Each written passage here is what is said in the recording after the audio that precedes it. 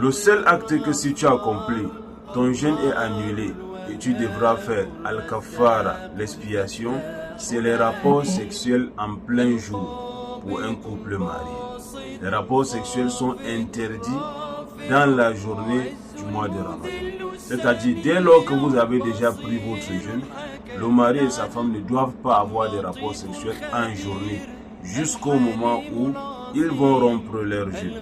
Mais dans la nuit, Allah subhanahu wa ta'ala leur a permis cela. Quand Allah dit dans la nuit de Ramadan, on vous a permis, n'est-ce pas, d'avoir des rapports avec vos épouses. Elles sont un vêtement pour vous et inversement. Vous êtes aussi un vêtement pour elles. Pour ceux-là qui tombent dans cette grave erreur en journée de Ramadan, ils devront faire une expiation qui consiste en 3 choses. Premièrement, libérer un esclave. Et nous ne sommes plus à l'époque, n'est-ce pas, d'esclavage.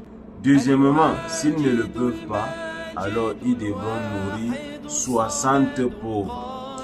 Et troisièmement, s'ils n'ont pas cette capacité de nourrir 60 pauvres, ils devront jeûner 2 mois consécutifs sans sauter. Si tu jeûnes par exemple 50 jours et le 51e jour tu sautes, c'est annulé et tu devras recommencer, n'est-ce pas, dès le début. Ça, c'est l'expiation. Sauf s'il y a une raison, par exemple, cause de maladie, une contrainte majeure qui peut faire, n'est-ce pas, la personne sauter. Mais juste comme ça, si la personne saute, son expiation est annulée.